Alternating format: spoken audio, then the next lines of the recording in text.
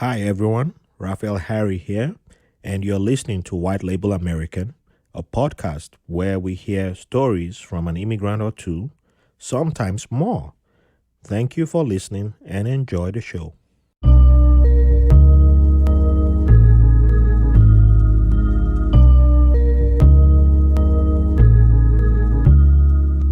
Welcome to another episode of White Label American.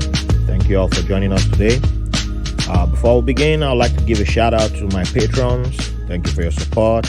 Appreciate you all. Without you, this podcast wouldn't be happening.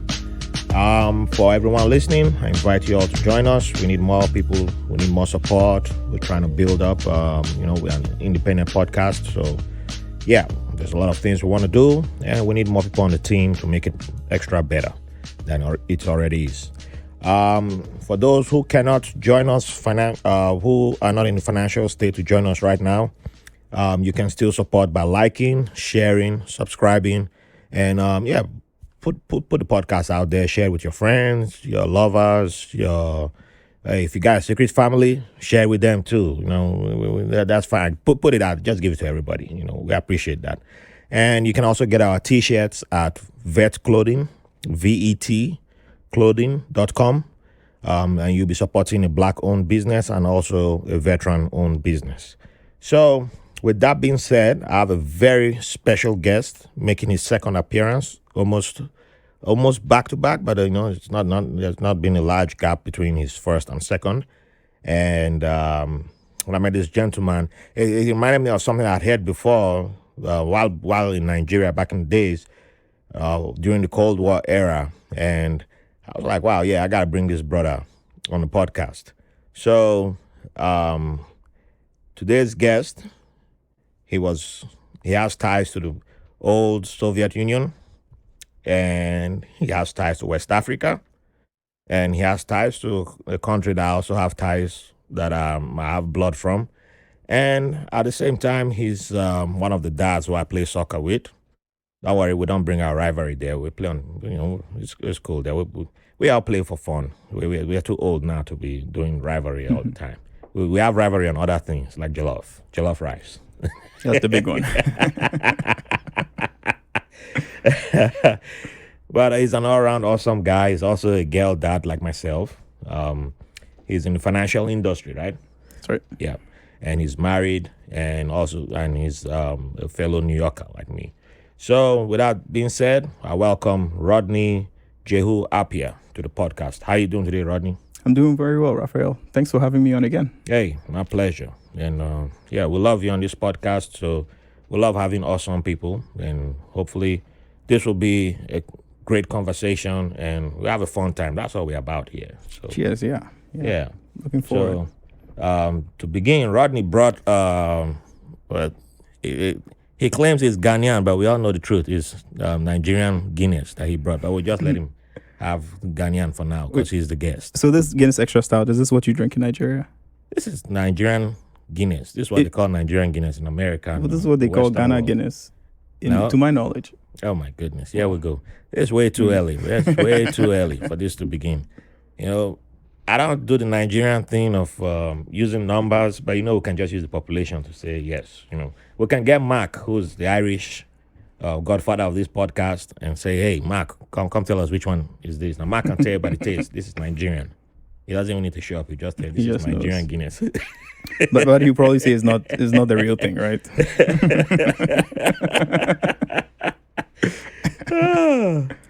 So let's begin officially. Where was Rodney born, and what was your childhood like? Sure. I was born in, of all places, the Soviet Union in Moscow, in the late 80s, just before a few years before the collapse of the Soviet Union. My passport is Ghanaian. I'm a Ghanaian citizen, and so it says, Ghanaian citizen, Ghanaian passport, but it says birthplace Moscow, which is a little surprising for people at the airports, especially security agents. But we can get into that later on. I grew up in Ghana, until my 18th year when I came to the U.S. for college. So I don't really remember much of the Soviet Union. We moved, my family, my mother and father moved back to Ghana when I was still an infant. So, I grew up in Accra mostly.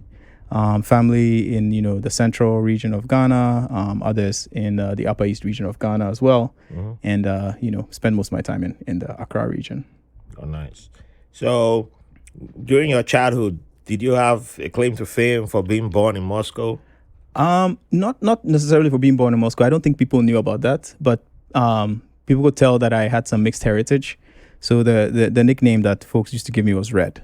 Red. And believe it or not, in school, primary school, in fact, friends used to call me White Boy, of all things. if you can only imagine. So there definitely was, from an early age, a sense of a feeling of being an outsider, which is hard as a child, but I think it sort of, it was helpful to get comfortable with that feeling of looking different. And even though I didn't feel different, I ate the same foods, I went to the same place, I spoke the same languages. It's just when you're that age, the slightest distinctions are things that folks think about. And kids speak on that very easily. But I won't say that I felt it was nothing like bullying, or it wasn't malicious or anything like that. It was just like teasing. So in our side in Nigeria, we go by Oyibo for white man. So do you guys use Oyibo also? We use Obroni. Obroni. Okay, I remember that now. Yeah, it's been ages I heard that, because I have Ghanaian in my family. I have Ghanaian relatives and history also. Yeah, so that's one word I haven't heard in ages. But I remember my crazy uncle. I shouldn't say crazy, but he a wild guy, and he was the guy with all the stories about Ghana in the family. So I'm curious what Oyibo means. Do you know what Obroni means? No. It literally translates to warlike people. Wow. Yeah. Which goes to show what the initial conception of European settlers was like in that part of the world. Now you've opened a new portal in my mind. I have to write that down. There were a lot of skirmishes. Look for the original meaning of Oyibo. Okay, I have to go do that now. I'll do that after this. I need to look for the original meaning, because I never thought of that from that angle. As we just hear words and think, oh, this word it has always meant, and then you come to realize one day that that's it might not be as cool as it sounds now, because now it all sounds cool. And I don't recall my uncle ever telling me something like that, but that was a guy who he might have, but he started telling me. I remember him telling me stories when I was 5, 6, even younger. So this guy telling me stories of how Rollins was in prison, and I'm like, should you be telling kids something? Right. That's a lot of executions. Oh man, that guy was there was no PG-13 or PG with him. That guy was just Uncle Albert. Yeah. Well, that's uncles tend to be like that, right? Compared to parents. I miss that guy. They don't edit themselves. I miss that guy. Great guy. Yeah. Great guy. Thanks for that. That's some memory I'd forgotten about. But I'll go research that now. I'll go research that.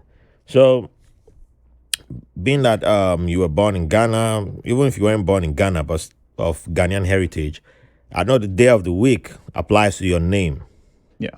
So, like, my name is Kojo, right? Yeah, I'm Kojo because I was born on Monday. Yes, that's right. Yeah, although I was never told that until I was late in my teens, and then one day it just got dropped on me, like, oh, you got Kojo. Yeah, why didn't you guys add that on my passport or my birth certificate? It would have been cool to have that. And yeah. Like, oh, well, everybody just knew. I'm like, everybody knew except me. You weren't told. So my daughter was born on a Thursday, and I forgot her name now. I did the same thing actually, so I can't get mad at my people too. But I wrote her name down. I wrote the Ghanaian name that. What's Thursday mean again for women? I'm terrible. I'm a terrible dad. Yeah. I just lost Dad of the Year award. But anyway, she'll get when she get older, before she will listen to this. So I know the boy's name. I'm blanking on the girl's name. Yeah. So what day of the week were you born on? Saturday. Oh, I used to know Saturday. Yeah, it's a very common name. I think people who are not even born on Saturday are now taking this name. Kwame. Aha, yeah. Kwame. Yeah, Kwame is like that's probably the most common name from Ghana that you find, especially in United States. Yeah, A black exactly. person. Exactly. Especially with this. Thursday for girls is yeah. Yeah, yes, yeah, I remember now. Because I just used to call her Ya Clara. Because her name is Clara with a K. So I just Ya Clara. Or Ya Abi, which is the shortened version of her name, Abi Mary. I just do Ya Abi. So there are some people who, once in a while they might text me, hey, I haven't heard from you in a while. How's Ya Abi? I'm like, I told this person that. Yeah, but I do that intentionally sometimes to, put some people like, hey, go start learning the names. Yeah. Learn names. Yeah. Nice. Y'all know how to pronounce all manner of names. Y'all know how to pronounce African names. So Exactly. Right. So I know they're hard to pronounce. Yeah, Kwame. Wow. Okay, that's cool. So Saturday. Yeah. So yeah, I always know mine. It's always in the back. Actually, I have some people who have known me online for some time, and they only know me by my nickname Fernando and Kojo. Fernando Kojo. Because there's one period out. Those were my names. Like when I started Facebook, those were my names. So they're like, oh, I absolutely who's this Raphael Harry? Well, one day I realized that you were Fernando Kojo. That's a great nickname. I was like, yep. That's a great nickname. So, you spent most of your childhood in Accra, right? Yeah, in Accra. Okay. So, what do you consider your favorite childhood memory? Wow. It could be. You can share more than one story. I think one of them actually didn't happen in Accra. It happened in Navrongo, which is in the north of Ghana. And even by I never heard that place. By the Accra, for Accra folks, Navrongo sounds like it's in the boonies. It's the way out there place. That name was sounding East African to me, to be honest. Right, right. It means a place where your leg sinks into the mud. Wow. People were migrating south, and then they stopped where the ground was soft enough. Wow. So goes the story. Anyway, that's where my mother's family is from. My mother's father's family. So I was 6 years old, and I went up there for the first time, and being a city person from Accra in a more rural place, it really, it's an incident in my childhood that is very sort of isolated. I learned how to ride a bike for the first time. I was playing soccer. I remember, a dust storm, ending one of our soccer games. So that whole summer where I spent up there with my grandparents and uncles was something that sticks in my mind, Wow. Yeah, I don't. I remember seeing. I don't think I ever saw a dust storm anywhere in Nigeria that I can recall. I saw the little. They're not tornadoes, but like little tiny. I've forgotten what they're called, but like they look like tornadoes, but like tiny forms. Right. They're like kid size. Right. Like the size of a kid. Just spinning. Like in a corner of where like walls meet or something like that. Yeah, I've seen that. But I've seen it like like you drive on the highway, and it was probably in the middle part of the country, closer to the northern part. So it's closer to the Sahel. And I've seen that a few times. I remember seeing that once or twice, and that stuff that you'll be like, oh, it's spirits. Yeah, exactly. I mean, what else could it be, right? I guess spirits gathering there. Look at that. The spirits gathering there. Don't step inside. Like, man, I don't want the spirits near me. Oh, man. Yeah. So Navrongo. Wow. That's so your mom's people, because I've had the first Ghanaian I had on the podcast, great brother of the show and awesome guy, Brian Laong Awe. He told me that his mom's family migrated from, his mom's people migrated from what is present day Uganda, and ended up in the I think Upper Volta area. Okay. And settled in what's Ghana today. And I'm just wondering, this name Navrongo, it just sounds like a name. If I met someone today and said, I'm from Navrongo, I would just say automatically East Africa. Yeah, it doesn't sound something you find in West Africa. I think that Navrongo is an anglicization, is that the word?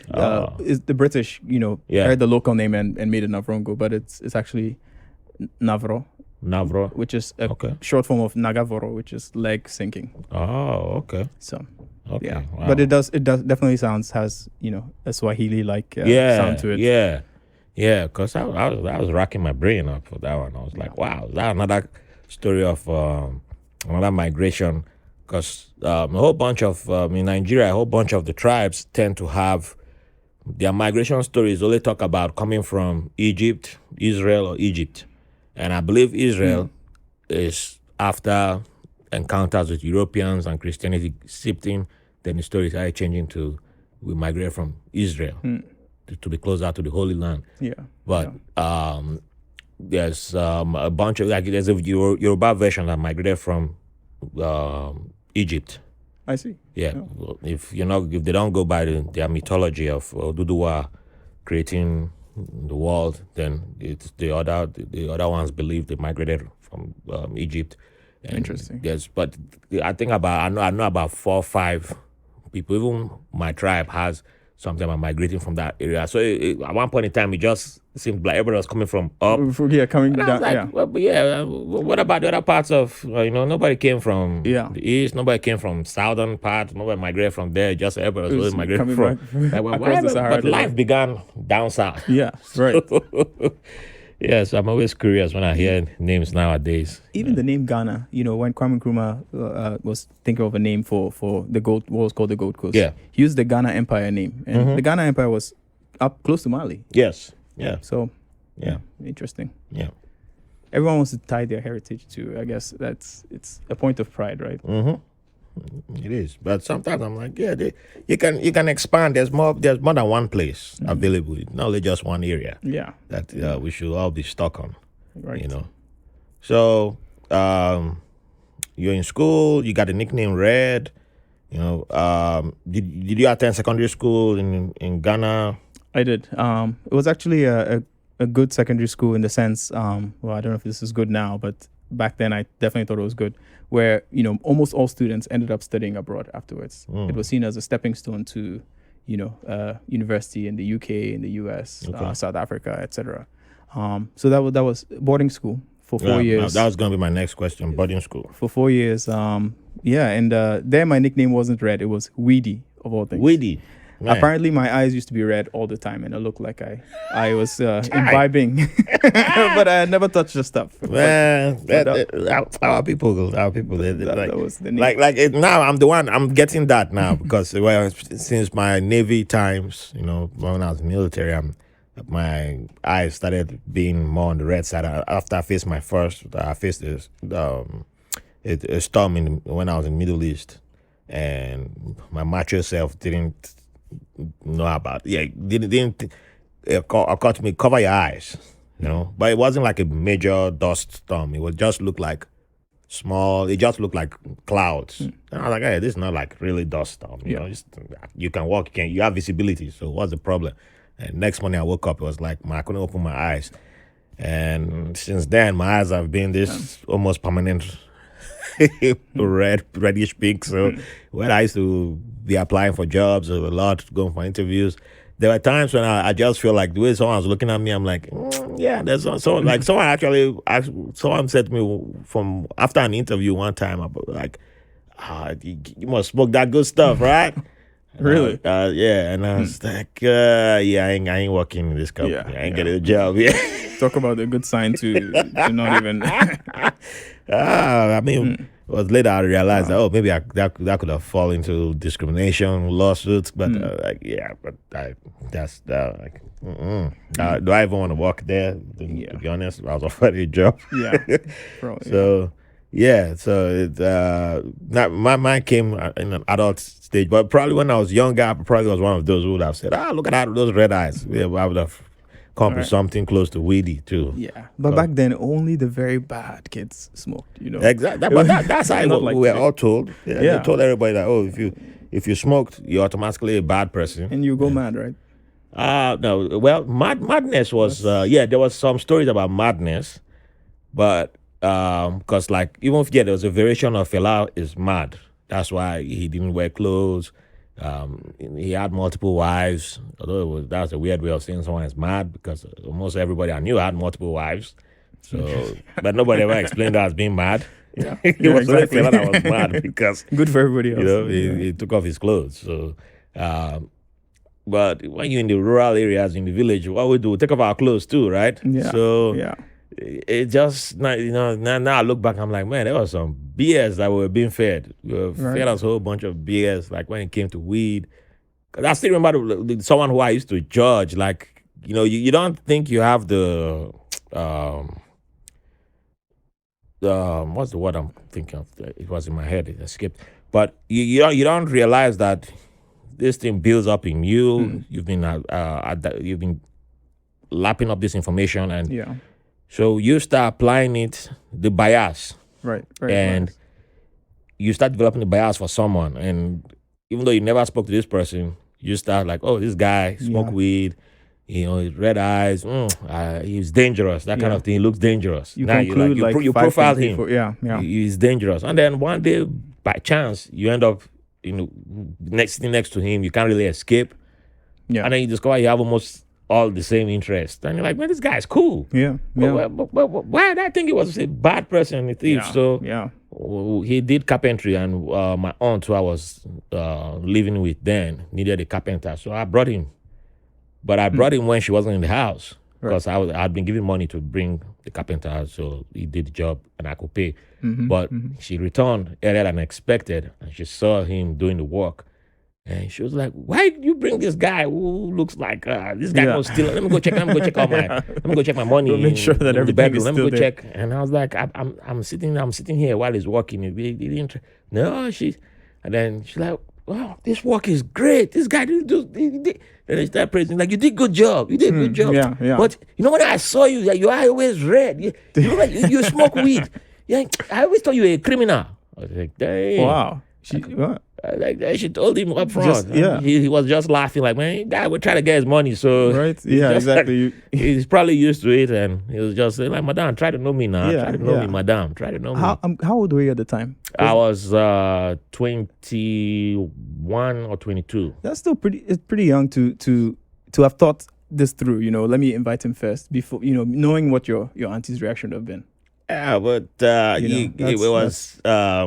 I think the cracks had, different times in my life, certain things happened, so the cracks were always, the crack had been there, so it was, with time, it would just be expanding, because once that crack happens, it doesn't get sealed immediately, it only continues to expand. So, as a kid, when I saw the person who I thought one of the wealthy people in the family, and I saw her smoking and talking, she was smoking, and whoa, a woman smoking. Yeah, it didn't match with what you. I go ask the first family member I see, and I think I got slapped and get out of here. Wow.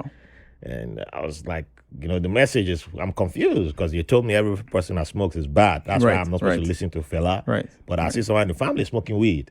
Right. And they're successful. And this one got money. Yeah. So I thought if you got money, you're a good person, right? Yeah. Or at least smoking weed is a way to not get successful. Yeah, you can't get successful. Throwing away your potential. You didn't even think fella had money. You thought fella was a poor person. That was the interpretation I was giving. So, and then the older I got, the more people I started knowing who smoked, and realized a whole bunch of them were in the family, and it was different story when it was men smoking or from women smoking and all that. So, probably by the time I was 20, 21, I was already like, okay, you hide in the corner if you smoke. But I never smoked weed, but I was smoking cigarettes. So I'd smoked cigarettes. But you never got caught smoking in front of your elders. Right. So it was that experience. I don't know why I always keep remembering that experience of how that guy was treated when he came to paying him. But she paid him, and after that she kept giving him jobs though. Yeah. But it just seemed that the way she talked to him that first time. But there's something about that, I think it's common, maybe in Nigeria and Ghana, where people speak freely like that. Especially to somebody who is maybe seen as not the same class or something, Yeah, if you're seen as below. Yeah. People will tell you, "Oh, I thought you were a criminal." It would just, Yeah, because you can't do it the other way around. Like, "Oh, I thought you were a criminal." Yeah. Lock this guy up. Exactly. Call the police and lock him. You don't have respect. Yeah, this weed smoker come to insult me in my house. So, boarding house is very interesting. As in, I was a day student, but my school had both boarding house and day. And I knew a whole bunch of BS that happened in boarding house. I knew the bullying part and all that. But I know people who went through boarding house. Who, for many, it's been a fun experience. For some, it was brutal. I've had someone on the podcast who it was very brutal, very, very brutal for her. And so, where do you fall when it comes to boarding house? I think it was overall, I would say, a good experience. Okay. Fun. My boarding school was a little different. So it's the SOS, Heman Manor International College, and SOS is a foundation that takes care of children without family support. So children who don't have parents or parents are not able to take care of them, and they're put in SOS children's villages. Okay. So given the nature of this high school, half the student body were kids from all over Africa. So we had Ethiopians, Nigerians, Zimbabweans, and the other half, because Ghana was the host country, they allowed Ghanaian kids who, like myself, who didn't fit into this profile to go to the school as well. Okay. So half of us were Ghanaians, and the other half were from all over the continent. Yeah, that was good. In terms of exposure, it was excellent. I mean, you learn so much about different cultures, especially at that age. But it created an interesting dynamic of Ghanaian kids who have parental support, who have their parents who come visit them, on weekends or whatnot, and other kids who didn't have that. So it's a dynamic that I experienced myself when I got to college here, and I was the one, without my parents coming, during the holidays, pick me up but in terms of bullying, there was some of that going on.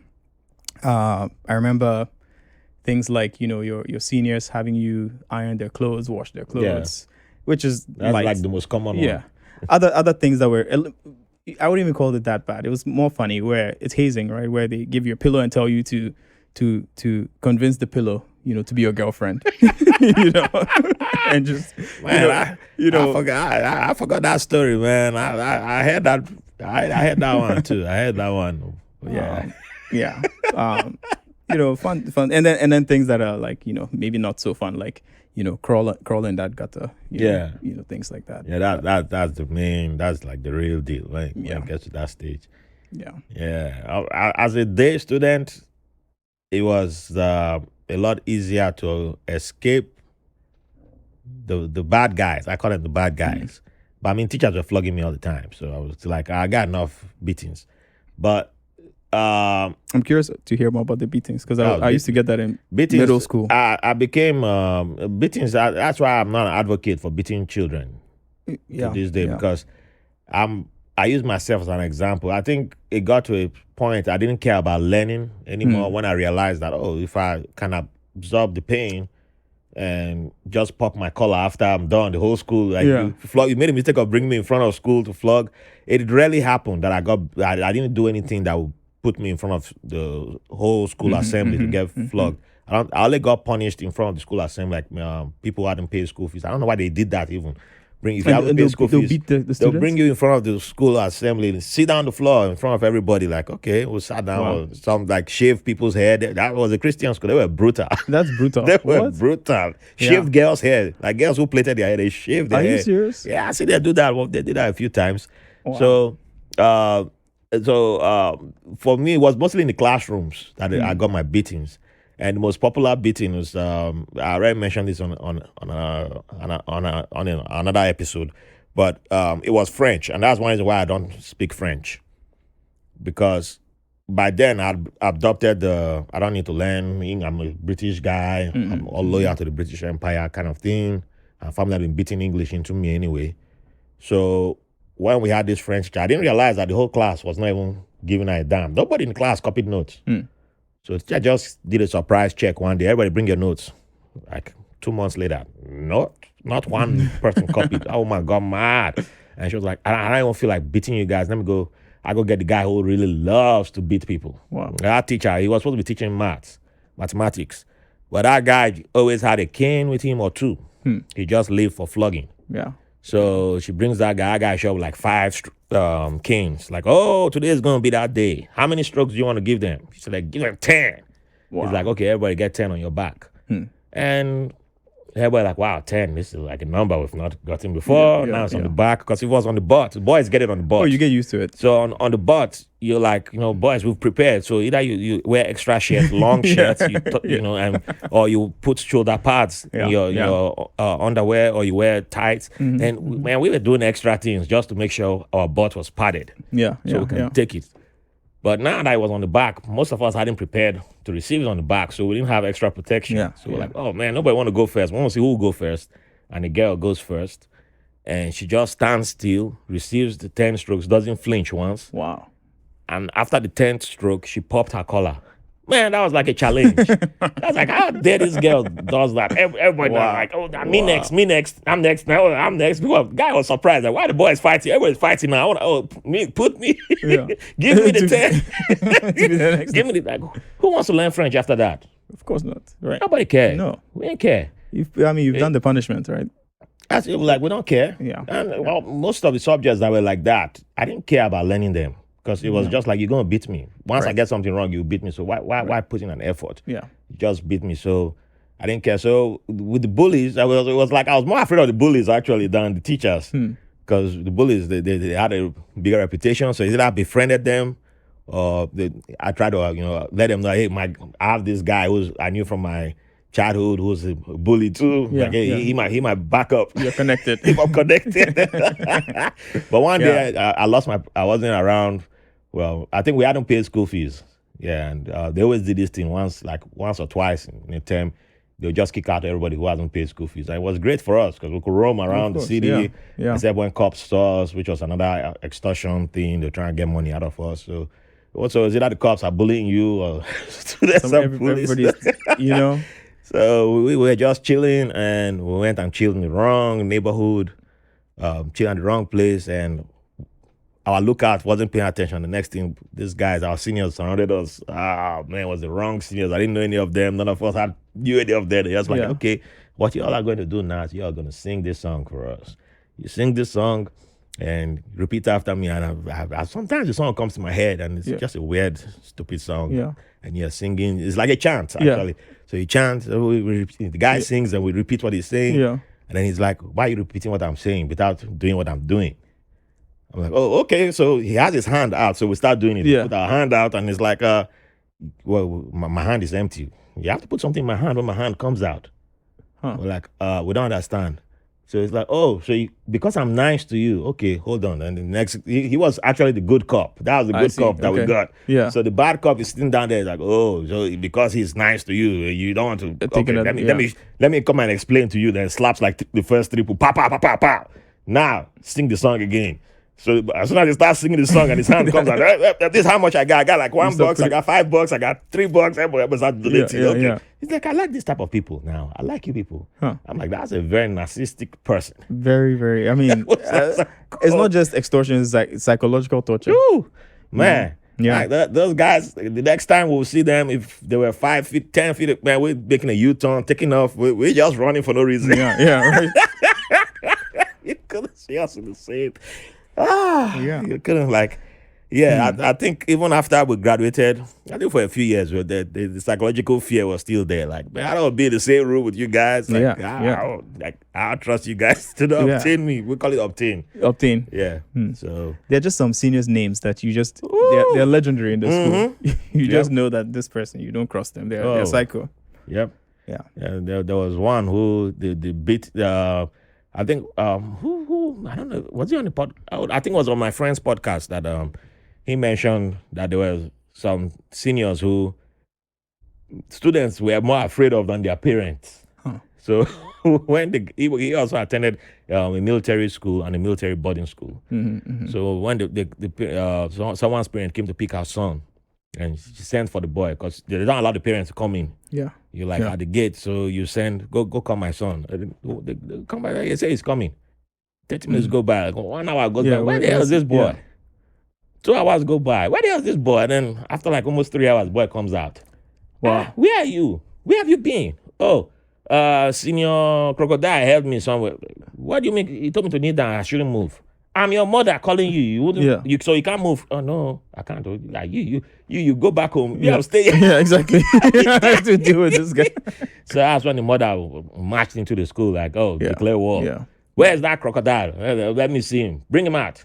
We'll put on, in Nigeria, we say, we'll put 2 legs in one trouser. Then you want to fight, you want to kill my son, come and kill me too. Yeah. It changes. Like, yeah, we had a whole bunch of that happening in my school too. Because we didn't have cell phones then. Yeah, of course. So How do you couldn't report, like, hey, this was happening. You wrote letters. I don't know if they allowed your letters go through. Because there was, I remember one that just came to me now. The guy used one of the day students to send the letter, because they always sent letters out at a certain time, maybe like once a month or something like that. Yeah. And it went through the house master.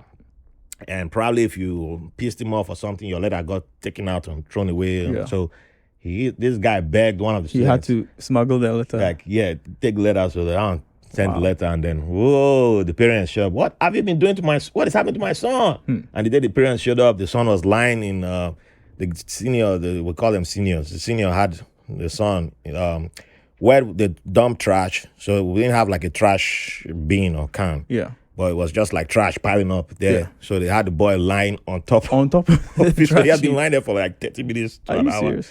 That's the day his parents showed up. Wow. So someone was like, oh, I know what's happening to your son, but I'm not going to tell you. Come, let me show you. Come, let me show you. Like as if he didn't know, and he just walked them there. What? Huh? Is that my child? Who did this to you? Is that senior? Oh, the fight has started. Wow. I was like punching, slaps. Where's your house? I was like, oh, madam, I did not know this is happening. What do you mean you did not know? I was like, ooh, all of us are like, oh, we're not going home right now. Yeah, exactly. This is like, yeah, because this is our seniors, like the type who his shadow, you don't want his shadow touching you. Like, man, that was fear. That was real. That was fear. It makes you wonder about these people and where they are now. Oh, what they're like. I know a few of them are in Nigerian's government, like federal government right now. I'm like, yep, yeah. You can't tell me that. Yeah, when you say end stars, I'm like, yeah, you saw that guy secondary school, the way he behaved. Yeah. Good luck trying to tell that guy, want to hold you accountable. That guy would just be like, shoot them. That's it. Yeah. I'm not surprised people like that turn out like that. Yeah. And some changed. Yeah. A few changed, realized their behavior wasn't right, but the majority, man. Yeah. Because I think most times when we talk about bad leaders in Africa, there's this thing we do. We always talk as if they just fell out of the sky. We ignore their beginnings. Yeah. We ignore how they were treated. And there's also some people who were bullied in schools and all that. And, our system there, we tend to reward revenge in a way for some people. Yeah. So if you've been in one of those places where you're like, man up, what does man up mean? Yeah. If nobody came to your aid when you were being bullied and all that, what is man up? So if tomorrow you make it to some position of power, well, you're going to man up, right? Yeah, it's your turn, right? And then it's like, I remember you. I remember you. You were making me to preach the pillow. You were making me you were telling me to fetch water in the rain. Sweep in the rain. Take mop and mop in the rain. And oh man, that revenge come out in so that's why a previous guest had said, like, in Nigeria we are suffering trauma. Yeah. And even just going through the school system, being flogged for bad grades, for forgetting your homework. Yeah. For making too much noise. A whole bunch of the teachers took out their frustrations on the students. That's what the flogging is. It's not even like they're trying to now I think back, and I'm sure most of them were drunk. Yeah, I wouldn't be surprised. I wouldn't be. It was just child abuse on a massive scale. It is. Yeah. And now we've adopted it so much into it's the African way to raise a child. I'm like, but we don't really have a history of flogging children. Until colonizers. Exactly. That's when we started being put in boarding schools. Exactly. Then flogging became a thing because they were trying to break the children into and force them into adopt this culture. Yeah. That was thrown at them. So it became the beatings. So that's another reason why the moment I read about that, and I was like, I'm doing it. Because at one point I believed in beating children too. It's not like I always grew up. No, I believed in beating. I thought I was, like I was a hardcore Christian. spare the rod, spoil the child. I mean, it's quoted all the time, right? That's the day that line was written in the Bible. Man, you think, man, the Bible, they just wrote that, like, man, you gotta start whooping people, whoop the children, whoop sense. You're like, man, but even when, like, the day I was singing Inner Circles, Girl, I Want to Make You Sweat, which was the song they played every day between 6:30 and 7 p.m. on Nigerian state and federal TV. We didn't have private TV then. And I used to sing that song every day because they showed on TV all the time. Yeah, you know, and I was like, I was 10, 11 years. Yeah. So, yeah, obviously it's not a song that kids should be singing. Yeah. But if you have that song playing 24/7, it's a good song. I mean, it's catchy. It's catchy. Yeah, so, of course, we used to sing it in school, sang it everywhere, and I'm singing it in the house. And my most evangelical family member walking by, what are you doing? Oh, being an innocent kid. I'm like, oh, I'm singing. What are you singing? Oh, girl, I want to make you sweat. Sweat. You gonna pow. I slap kid. Wow. What the hell wrong with you? This boy? What is wrong with you? So I start crying. Yeah. And I run to my mom, and my mom's like, what's the problem now? So this person beat me. Why they beat you? Because I was singing. What were you singing? I sing the whole song. Oh, man, I got extra beating. I'll jump from frying pan to fire. Yeah. But in all the beatings, nobody explained to me why I was being beat. Nobody explained. So even the next day when I went to school and I was telling my classmates that I was singing the song, it was my classmate who was like, oh, you know, he's talking about having sex with a woman. I said, what is having sex with a woman? He said, fuck. Wow, you're that innocent. Dude, Bible stories 24/7, man. Yeah, Bible stories. That was me. I was that guy. Yeah. And I still remember when the kid mentioned how babies were made before we ever had sexual reproduction class. Yeah. And one kid, he was even younger than me by a year or two. He's in London now. And he just says, oh, men and women have sex. And the baby comes out. I said, what? I said, we have seen porn movies already by then. And I was like, that's not how it happens. He said, oh, yes. Your mother and your father had sex. Oh, man, I said, what an insult. So slap the hell. What are you saying about my Beat him up. Beat him up. How dare you? And then 2 years later, I'm in class. The teacher is talking, and I'm like, oh, that boy was right. Oh, I'm sorry. That's the way, But, you know, you hide everything from the kids, act like you're just going to go straight to marriage. And then when you get, when it's time for marriage, you find out, what? You somehow know. Like, wait, what? So, so that's why the whole beating was just a matter of putting fear in people. Yeah. People taking out their frustration on children. And when I came to that realization, I was like, it was, because there were times when I was planning my own revenge too, against the teachers who were beating me. There were some guys who, when they graduated secondary school, they came back and beat the teachers. They beat one of the teachers who used to love flogging. But the day they beat him, you know, he was with his daughter. His daughter was probably like 3 or 4 years old. And they accosted him at on the popular bus stops and whooped him real bad, whooped him up there. And we knew the people who did it, but when they were asking in school, anybody know? I don't know. We don't know. Who come to his defense? Nobody. But we were all thinking of doing something like that at one point in time. Like, after I graduate, 1 year later, I know your routes. We've been studying you. We know where you live. We know the time you come out. We know where we're going. We know where you drink beer. We're going to track you down. We're all planning that because it's all about once we overcome that fear of you, what is there? Yeah. It's never been respect. No. You know, teachers say, you should respect us. But it was only built in with fear. Yeah. So one day that person overcomes that fear and that person's like, I don't give a fuck. I'm going to come after you now. Yeah. And the natural response is anger. When you realize what's being done to you, when you're powerless. Yeah. You know, you just feel you have to get angry at it, you know. Yeah. You know. But there are some people still out there who think that it was fine that they were beaten the way they were beaten. Oh, yeah. Those people are still, in my view, they're still a little bit asleep. You know, you have to first reckon with how wrong it was. Yeah, I've met people who, you know, and it's not just limited to only those born in like Nigeria, Ghana, like all over the world. Yeah. And they've always, like, the moment I because I didn't like broadcast, oh, we're having a baby. It was literally 2 weeks to the baby being born. And, it's like, hey, come to baby shower. I'm like, what? And then those who didn't catch that, it was when I posted, hey, I'm now a dad. People were like, oh, you hid your baby more than Beyonce even did hers. And people were like, so I'm like, oh, so now you're going to beat this person, you're going to whoop the chick. Like, she step out of bounds, like, well, why that way your mind just goes to? Yeah, that was the first. Oh, here's somebody. Like, discipline. Okay. We were beat as kids. You know how they set us straight. So you have to put that African. I'm like, okay, but you're not African. Yeah. So why is? Oh yeah. Oh, these are not even from in India they would be the beat us too. I'm like, yeah, you were colonized by Britain too. Yeah. So it was obvious why you get beat. Yeah. And everywhere that got colonialism, you all got beat. Yeah. It's just a basic fact. So why would that be the first thing? But I got beat as a child. I'm like, yeah, I can see how you are right now. Yeah. It's showing. Yeah, exactly. It's showing. It's still affecting you big time. Yeah. So you've never addressed it. Go address it. Exactly. It's not for me to address it with my daughter.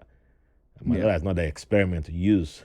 That's really interesting that they would see you with your daughter, and that's like there's a bunch of people. I don't know. So some even may have stopped talking to me because of that.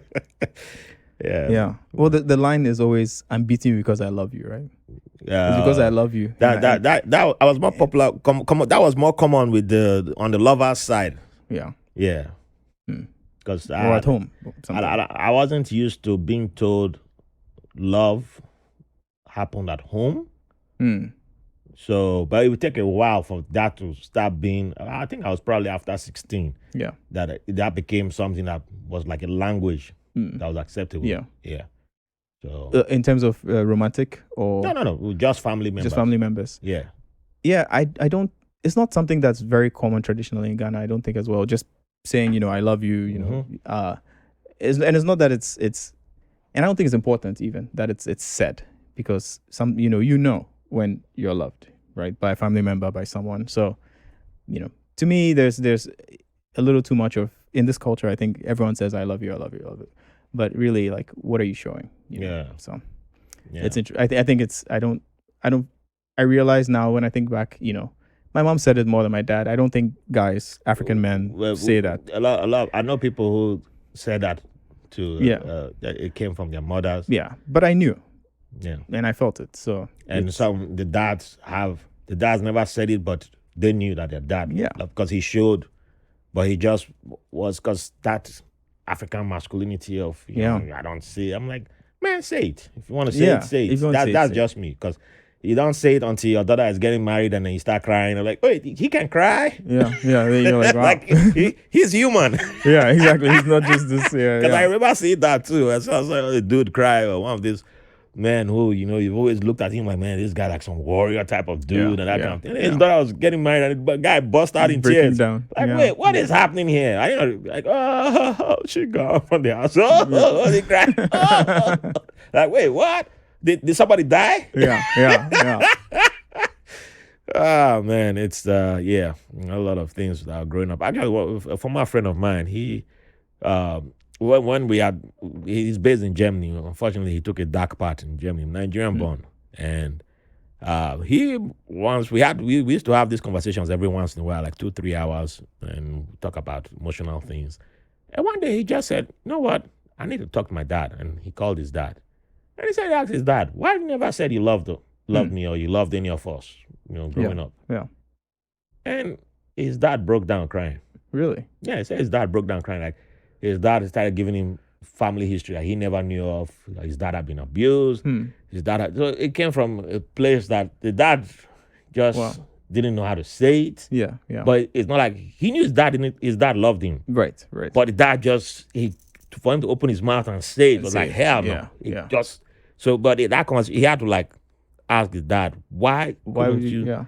Why all my life you've never? It was like you only attack. That's the only time you can talk. You can attack. Yeah. But there are certain things where I know you are proud of me because I hear from outsiders you be talking about me. That's so true. Yeah. But you don't say it to me.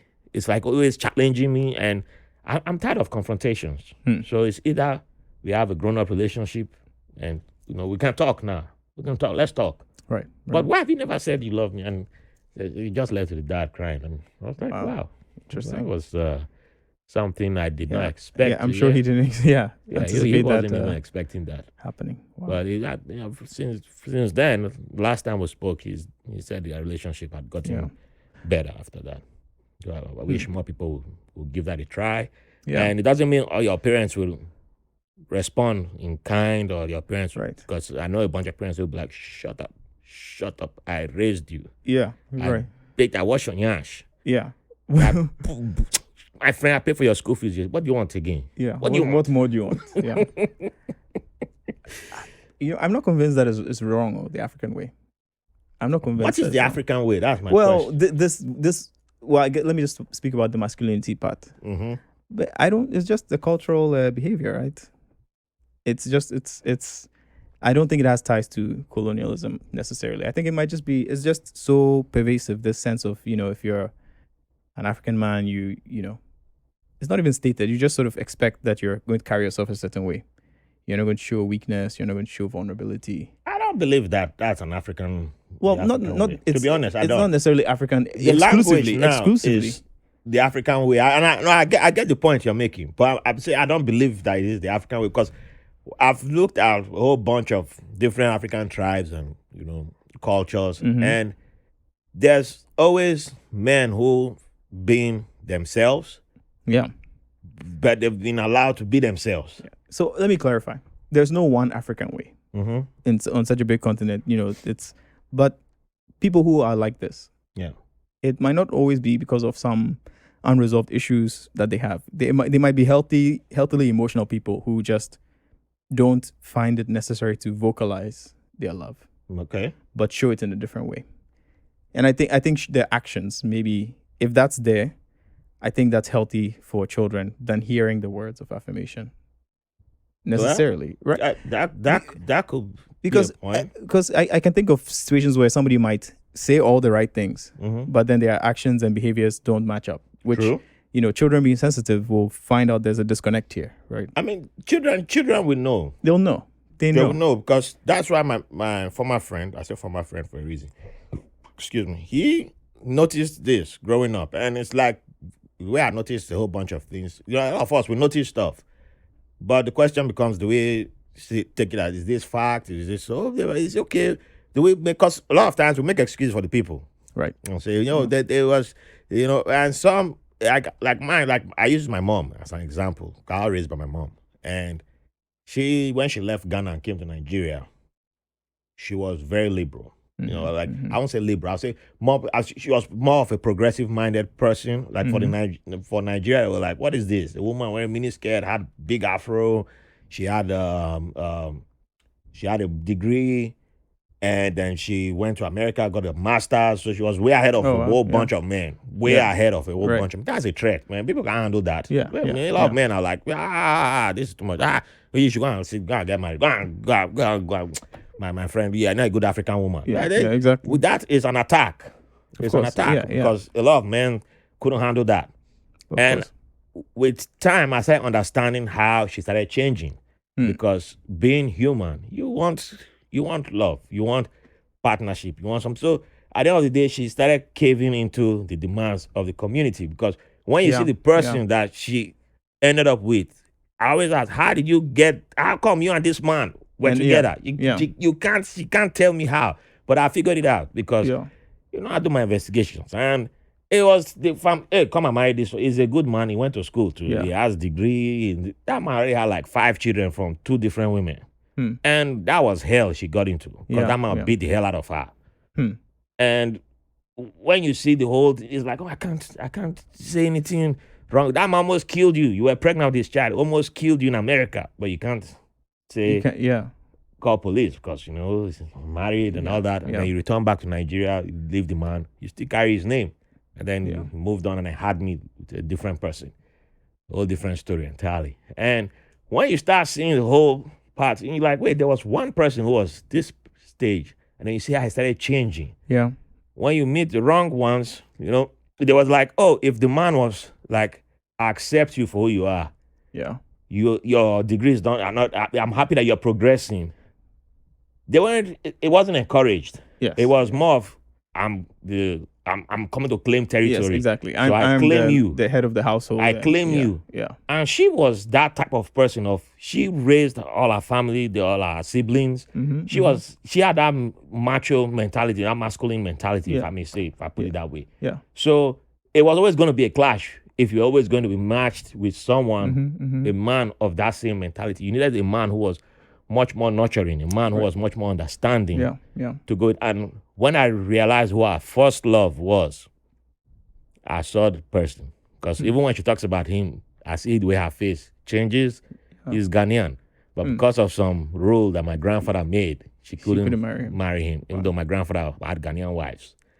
So another thing again. Interesting. But she was obeying the masculinity. Good for me, but not for you. The African, and that's why I always challenge it. Because when you see the whole, it's like, it's mad complicated. Because you said this example of like, I'm the African, you stand up tall, raise shoulders high, and you're like, but do you have to damage people? Do you have to crush people down? That's not a strong person if you need to do that. And so because at one time I always revered certain people and put them so high, and then the moment I started, let me just take a little peek into who you really were. And I'm, I can't even deal. No, I don't want to know this truth. Shut it.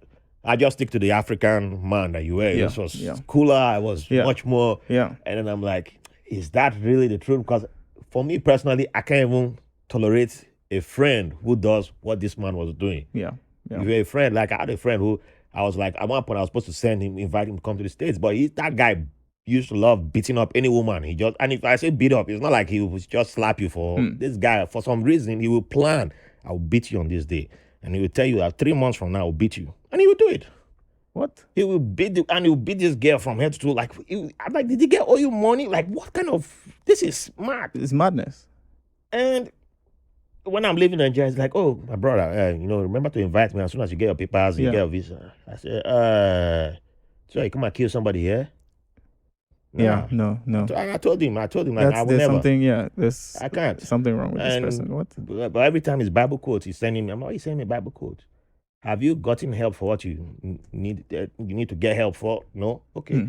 But it's that same thing of I'm the culture. Nobody wants to talk to him. Nobody wants to tell him, like, bro, stop abusing women. Stop picking girls in the neighborhood, beat them up. And but there are different layers. I'm not saying all of them beat women. I'm not saying but that's the pathological kind of masculinity. Yeah, but there's different layers because the society allows all of them to exist. And there's no checks. Yeah, there are no checks. You're balances. Right. You're right. So You're right. it's like if you can, as far as you just, it's an African team, the man shouldn't be challenged in his house. Because I remember him using an excuse like, she challenged me. Okay, so, I don't date her. Yeah.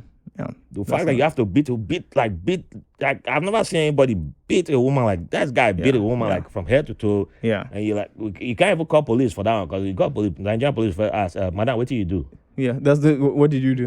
What do you do where this man beat you like this? Like, why would he just beat you like this? But I seen that guy do that to kids even.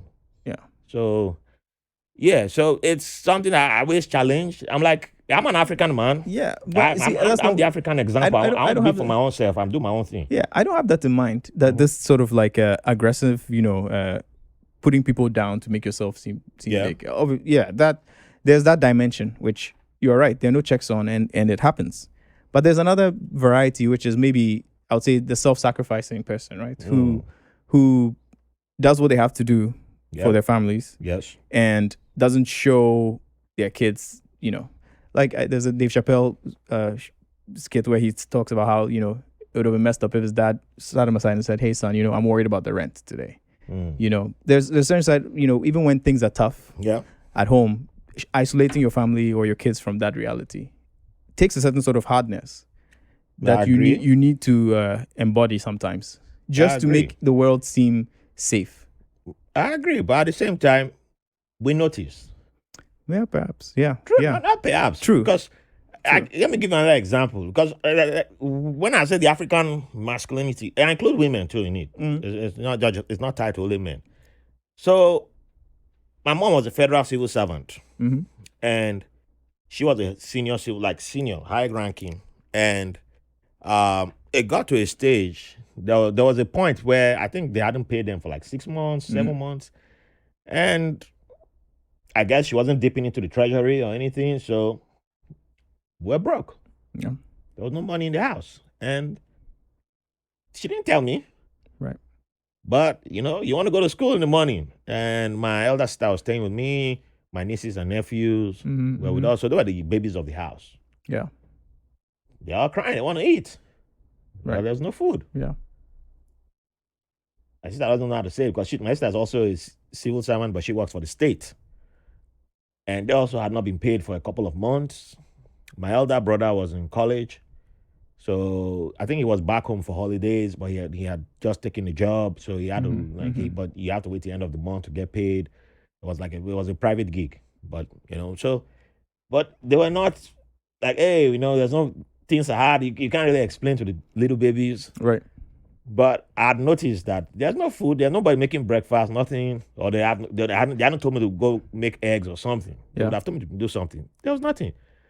So all of a sudden, you're like, my sister asked my brother, do you have money? Like, do you have any spare change, anything you can spare?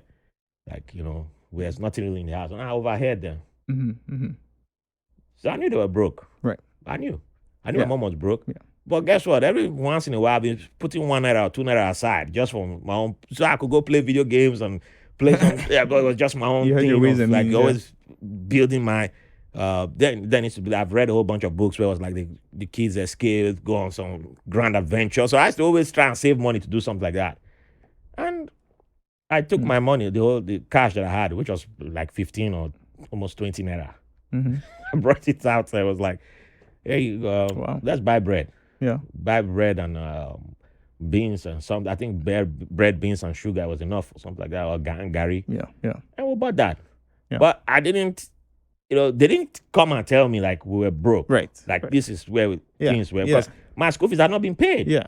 So I'm being harassed at school. So you're already feeling it. You feel it. You feel it in different ways, but they don't consider that you're feeling it. Yeah. They think that they're protecting you. Right. Yeah. But at the same time, the world is not waiting for them to, the world will still hit you, and kids will feel it, and kids know, because sometimes your parents' colleagues who have kids that you play with, their parents might talk. Right. And those ones here, and they come make fun of you in front of everybody, and you're like, dang, this is, and so all these things, there are different times, a whole bunch of stuff like that happened, but I know at least 3 times, I can remember 3 times where I gave money. Yeah. And then when I asked for the money back, that's when it became like, how dare you? How dare you ask for money? But because they told me like, oh, well, thank you for bringing money. We'll pay. And when I get paid, I'll give you back your money. Yeah, that was gone. It was gone. Yeah. It was gone. But you know what? I felt good. Yeah, of course. I felt good. I'm sure. Giving back that day. Yeah. And I didn't see it as giving back. But you didn't understand really. You didn't really understand. But you just knew that you were stepping in. Right. Because they needed help. And all I was thinking about was my nieces and nephew. That they were shouting, I'm hungry, I'm hungry, I'm hungry. You know?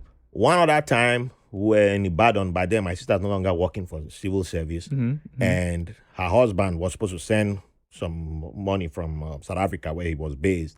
Yeah. And things hadn't arrived. Things were getting bad. And I just took my nieces and nephew, they were much bigger now, to my buddy's house. I got there, I put the boy aside, like, hey, man, I know you're not like a rich, wealthy family or something like that, but, man, we just need food. And not for me, just give these children. If you got enough food to spare, hook my kids up. That's it. And he told his mom, I'm like, what are you waiting for? Feed them kids. Yeah. Give them, go and give Raph. Every time Raph gets extra clothes, he always hook you up. Man, I'm friend, go and feed that boy. So, my kids ate good, fell asleep. I'm like, man, look at that. So there were times I did stuff like that. We always, that's why I say we always know. If you look back, you discover that there were times you knew, not every time we could help. Right. Because, there were people who I know where I'll be wondering, why are you selling stuff? Right. Why are you selling this gift that you had, this precious item that you had? Yeah. It was probably one of those things that made them do something like that. Right. But it makes sense now that a kid will be, I'm giving away this Walkman that was like my claim to fame in the whole neighborhood. Everybody knew that I'm the only kid that has this yellow Walkman. I stand out. And then this kid will go sell it. Why would he sell it? But his family needed support at that moment. And he was the only one who could support. Right. So there were different moments, but kids notice. At the end of the day, it's true. no matter how hard we try, they know when. It's like a dog. When a dog notices that the owner, there's something, the dog just comes on. Hey, it's gonna be all right. Yeah, kids they're sensitive. They catch on. You're right. But anyway, we spend enough time on this emotional topic, and we're gonna come back to your journey, and we shall take a quick break and then jump back to you.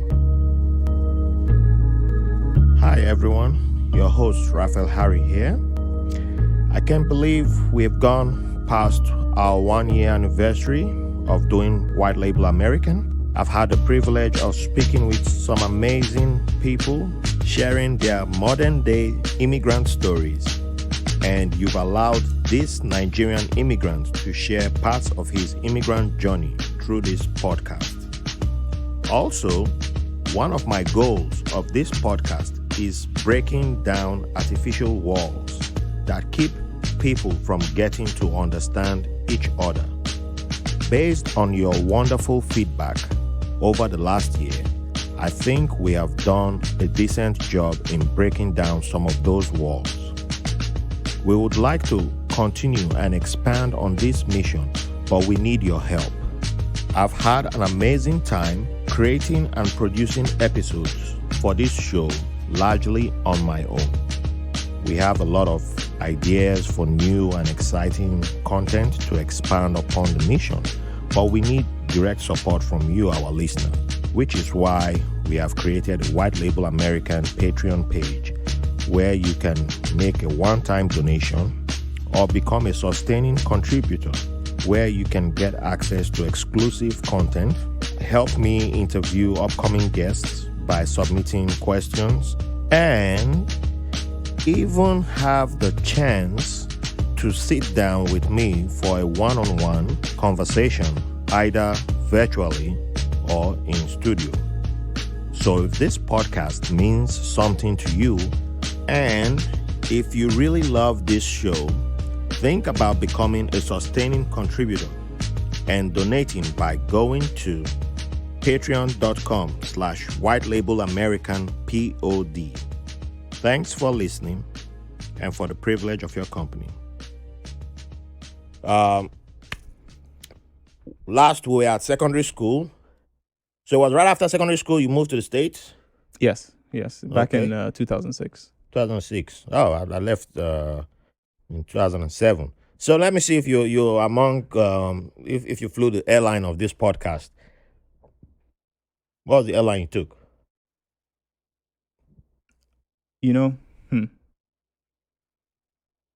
I'm not sure. Did you stop at Amsterdam? I didn't stop at Amsterdam, I don't think. I have before. No. That first. But that time first, coming to honestly, America. I don't remember at this point. Man, I don't remember at this point. That journey was so boring, or what? Yeah, I don't know. Wow. Yeah. Honestly, Wow. it's strange, but yeah, I don't recall what airline. Well, it was. that's the first. It might have been Delta. Honestly, if I Delta. think about it. Okay. So, the Delta had straight flights. Straight then? flights. Okay. Yeah. Okay. So you landed at Atlanta first. No, I think it was a direct, if I remember, to JFK. Huh. I thought Delta always did from Atlanta, then went to other cities. No, it's pretty direct from JFK to Accra. Oh, Yeah. okay. So you land at JFK. Yeah. What was that experience like? So this was the second time actually the third time I'd been in the US. So I'd visited in 99, Okay. 2004. Just the same thing that I always Okay, thought. so let's go back to your first time you were in the US, 99. 99. I was in New Jersey with my mom's family. She has some siblings who live here. Okay. Came to New York City, took a photo in front of the Twin Towers, ate a hot dog on the side of the street in Manhattan, which you don't see those anymore, by the way. I don't remember the last time I'm I not saw a hot dog person, so I don't miss it. I'm a huge hot dog person. Nah, that was one American thing. I was like, I don't understand Really? why people are crazy about this stuff. It doesn't taste good to you. I ate hot dog in Nigeria, and I was like, I don't get it. You don't get it. Okay. When I came here, and people were like, if you offer me hot dog and that's the only option at the joint. So at the barbecue, there are burgers and hot dogs. You always go for the burger over the hot Damn dog. right. Wow. Okay. Damn right. Yeah. Uh, That was damn. probably healthier if you think about hot I'm dogs. like, I still don't understand hot dogs. I'm like, why do they exist? But don't judge me. I'm not the guest. Go after the guest. Fair. This hot dog made an impression on me because my uncle at the time was like, this is a genuine, authentic New York hot dog. Okay. So as I was eating it, the significance was entering my belly, of this hot dog being the genuine thing, What a description. Maybe that was the hot dog I needed. Right? To change my mind. Yeah, I still remember having the sauerkraut for the first time. It was a fun time. I remember going, getting new clothes. That was a big thing. The thing that really struck me, though, was how clean America is. Like the highways. That's... Every time driving from the airport and to and from, you just see, I was just like, wow. And I remember, funnily enough, my shoes, my sneakers never needed to be washed. That's the thing I realized. Okay. They were always, there wasn't as much dust happening about. And, Ghana's come a long way since 99. So, yeah. Because I remember everyone from the family who went to Ghana for the first time saying, the first thing they said about Ghana, that, man, Ghana is clean. Really? That is the first thing every it's all relative, family and every Nigerian knew who'd been to Ghana. That was like when they come back, like, compared to Nigeria, Ghana is clean. That was the first they would say, like, Ghana is clean. Those are Ghanaians, man, like, why can't Nigeria be clean like that? Why can't Nigeria be clean? And I'm like, I haven't experienced it for myself. Yeah. I need to go and see for myself. But that was like that's one thing that always stayed with me. But you're the first person that mentioned being in New York and saw noticed the streets being clean. Well, I won't say Manhattan. I would say the highways to the airport. The highways. Yeah. All right. Yeah, that's an important distinction. Okay. So you chose college here, and how did you settle on what you wanted to study and the college you picked? Yeah. So in terms of college, I didn't visit any schools. As you can imagine, I just looked at the brochures and picked the ones that seemed like that I could reasonably get into, that had good financial aid programs. And so I ended up going to the school, Colgate University in upstate New York, is where I went. Smallish school of 2,700 students or so. Wow, that's really small. But the kind of school where, the admissions office would write handwritten thank you notes or letters, that's cool. In the acceptance letters. So that actually ended up being the reason I went to that school over the other ones I got into. The feeling that this is a place that is welcoming, only to later discover that these notes are written by other students who are working in the admissions office. And I myself had this job, writing these notes and signing them. It's a very effective tactic. So It's like, gotcha. I hope they still keep doing it. Man. Colgate that was was beautiful. That was beautiful. Great place, an American university, liberal arts college. Very liberal compared to the boarding school I went to, where we got up at 5:30, did garden work for 30 minutes, then had to empty the trash, clean our rooms for inspection just before breakfast.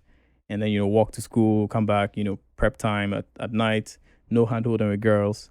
So coming to an American school from this, strict environment, which is supposed to teach you discipline, it had the opposite effect on me. I really became weedy. I earned my name in high school and in college, to say the least. But it was a lot of fun and I learned a lot. I just wasn't very disciplined when it came to the classroom. So my initial goals were to study mathematics and physics. Wow. Those were subjects that I gravitated towards in high school. Heavy, man. But I wasn't the caliber of in terms of discipline. What was it like? A degree in mathematics with a minor in physics, or what? I was, one or the other. Okay. I think physics was the main. Maths I thought would be good to have. All right. But physics is what I really enjoyed doing. But the self-study aspect of college, I just wasn't ready for it. In retrospect, I wasn't mature enough to take my studies seriously.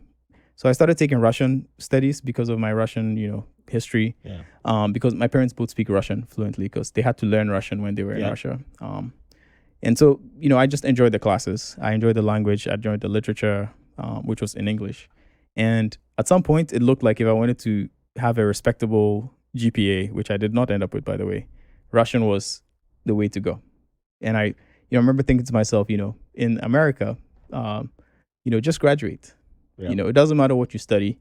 You can always pivot to something else, which obviously I've done myself. So I thought to myself, well, if I keep beating my head over this, I'm just not the kind of student that I should be if I was going to major in physics or maths. Yeah. But Russian, why not? I'm already getting decent grades in this. So it wasn't intentional. It was more like it was lazy students way out. But now I think to myself that it was so enriching to me. And the way I see the world, and for personal or emotional reasons too. I like that you reached that conclusion of going with Russian, and you could pivot to something else in the future. And it's something that uh, I wish I'd figured out, because when it came to military service, I kind of knew that without really pursuing it per se. But in college, by the time I finally said, okay, I'm going to college after got out of the military, I bought into. I'd always been fighting against the kind of Nigerian thing of you must go study the courses that are the degrees that are like the hot cakes, everybody's going up into. And I was like, I don't really enjoy those, and that's not really my interest, not my field. So I tried to avoid them while I was in the Navy when I started taking classes. But after I got out of the Navy and, felt depression and a whole bunch of things, I started like, oh man, you need to make money fast. You need to just find the degree that after you graduate, it's like you guaranteed 100K, and yeah, so that's how I ended up with business administration, which if I were to go back and do it again, I wouldn't go near. But I don't regret doing it, because it was still an experience. But at the same time, I have some regrets because I did not allow myself enjoy university.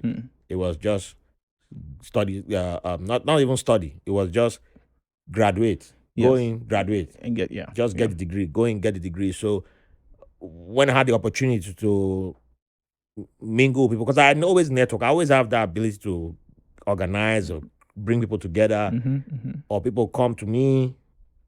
I was like, no, I push this aside because the goal is to go get a degree.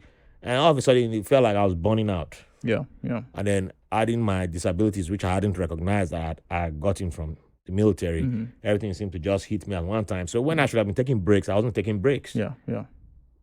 Because you must work hard. You must work hard. Right. The only thing is work hard. Nobody said work hard, take breaks. Yeah. And it was just work hard. And my GPA just started dropping. And I was at the end, and I was like, my GPA was, I was thinking I was going to end up with 4.0, and it just said drop. Yeah. And I don't care anymore. just graduate. Yeah, just let me just get this. Just graduate. And there was some professors who pull me aside like, hey man, are you okay? You're like one of the best students we have. What's happening? Your tests are not showing up like that. Yeah. I was just like, man, I'm on my last legs. I can't. I shouldn't have gone for those courses, but it was that thing, and I wish I had come to that. I'd reasoned it out, or I'd gone to even counseling. I wish I'd asked for help. Earlier. Yeah. That was the thing that killed me. I was like, I got it. I carried the cross myself. Yeah. I can reach the finish. I can see the finish line. I got this. But when the professors reached out to me, I didn't. I was like, no, it's fine. And then, when I saw my GPA had dropped to 2 point, I think it dropped down to 2 point. It was 2.67. I was like, man, what the hell? Yeah. What? Now I'm like, I don't know if I should admit what my graduation GPA was on. No, I was freaking out.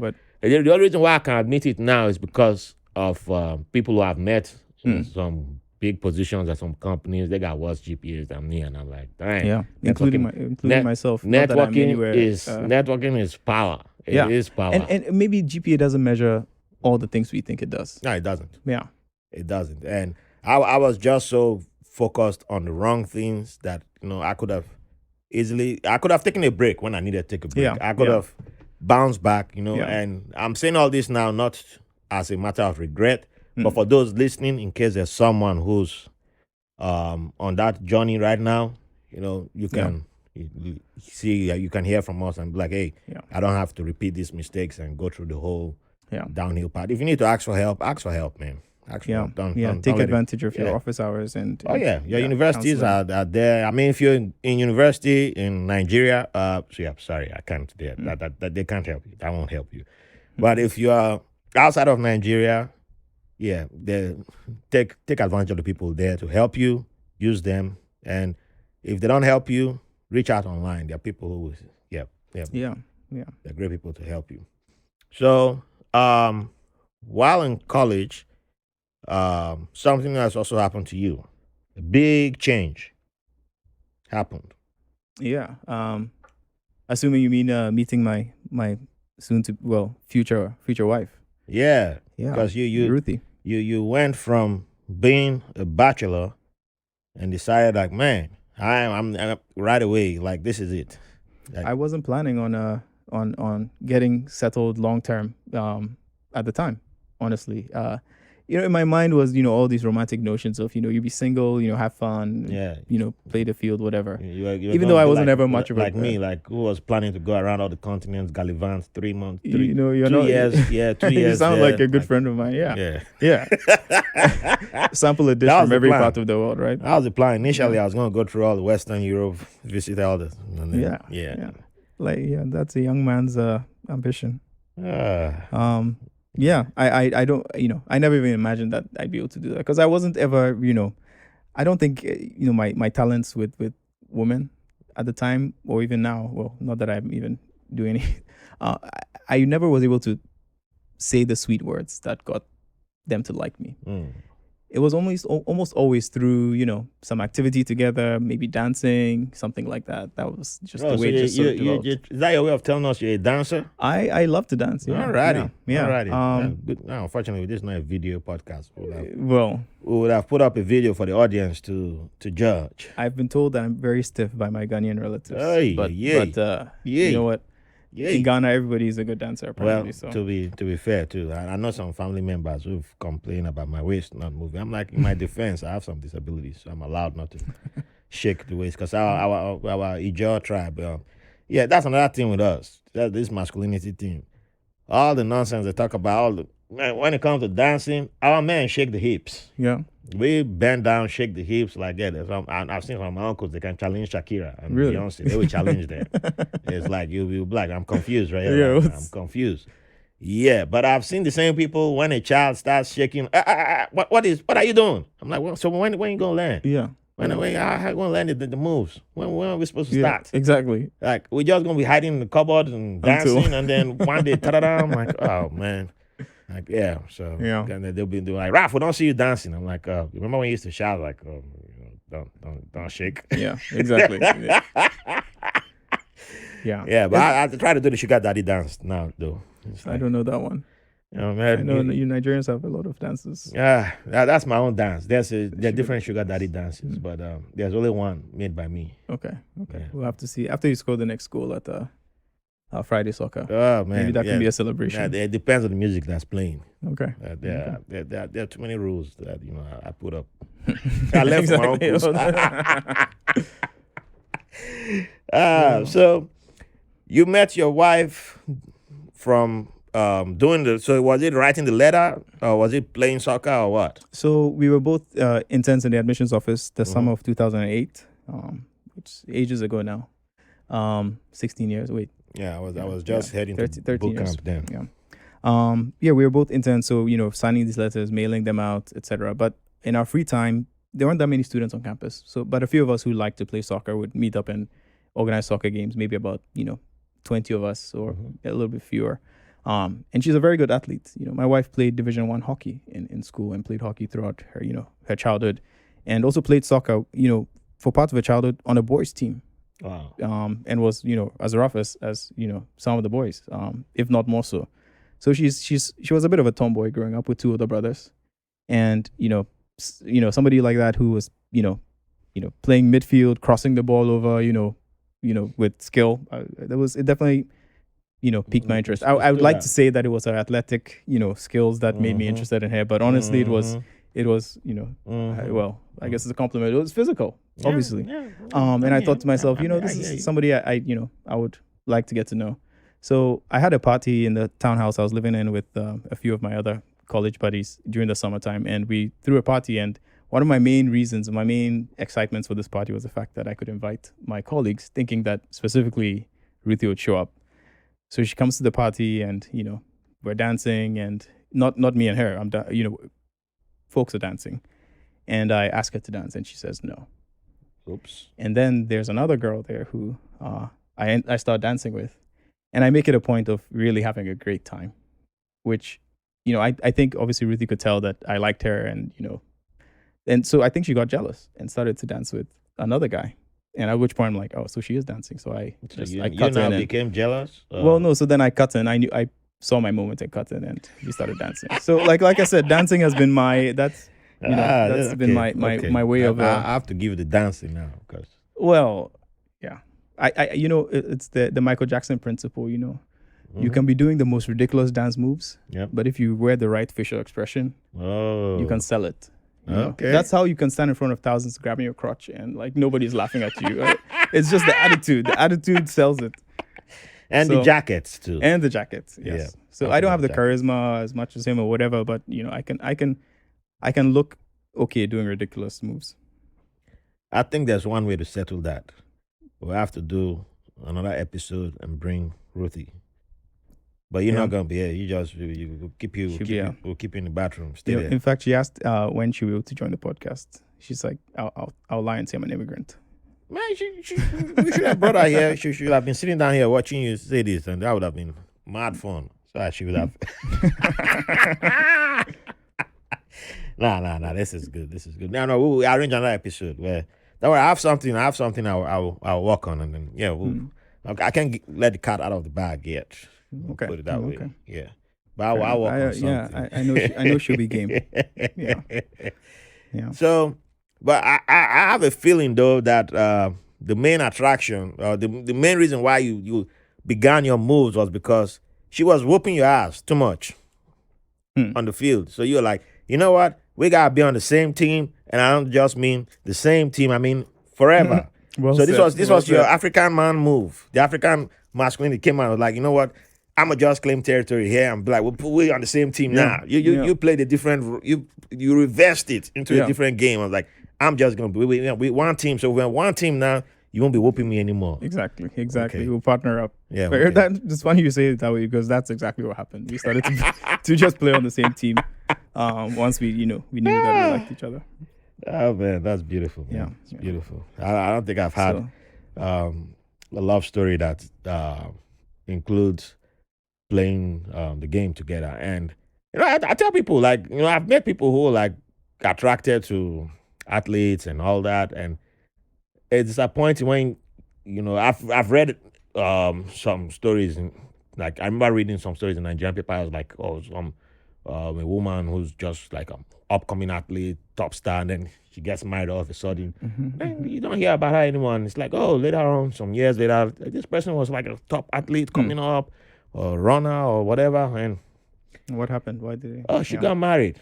And the man like, I don't want you're married now. You can't be showing your body anymore. You can't be. I'm like, how the hell did you get attracted to her in the first place? So you took out of her what she was enjoying. Yeah, the thing that made her feel complete. Yeah. So because you got married, and that's I was like, man, that was one.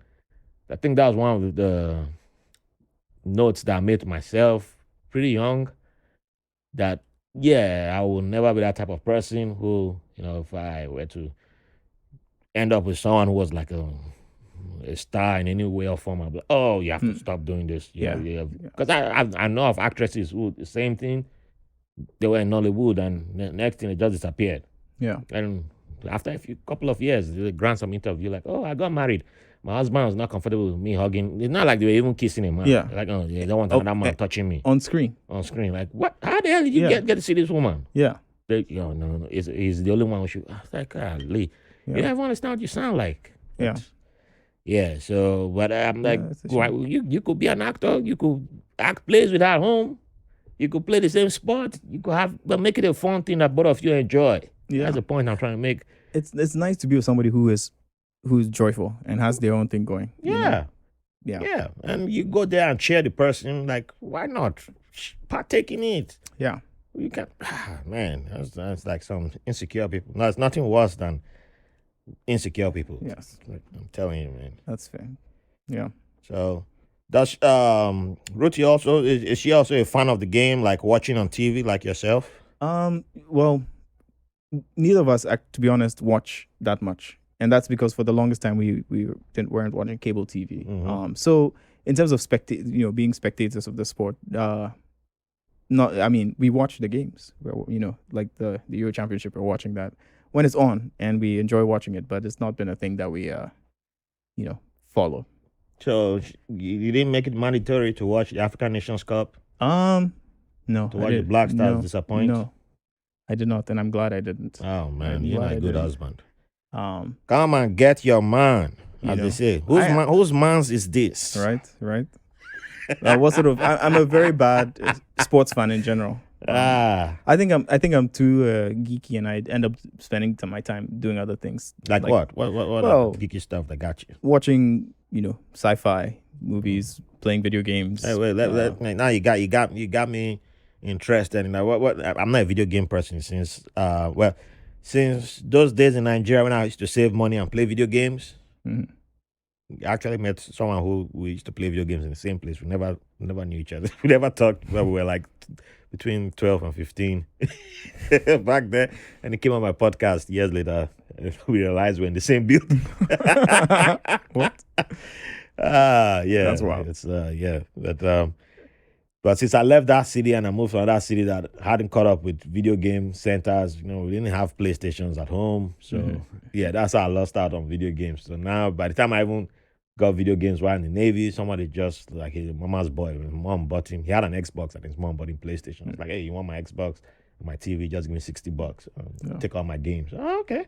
Yeah, that's a good deal. Yeah. I next thing I know, I'm slamming the pads. Like, God damn, what's wrong with this? I get past this level. Oh man, this is so frustrating. I call one of my Ghanaian buddies. I mean, I know how to play video games. That guy came. Next thing I'm like, don't break the TV.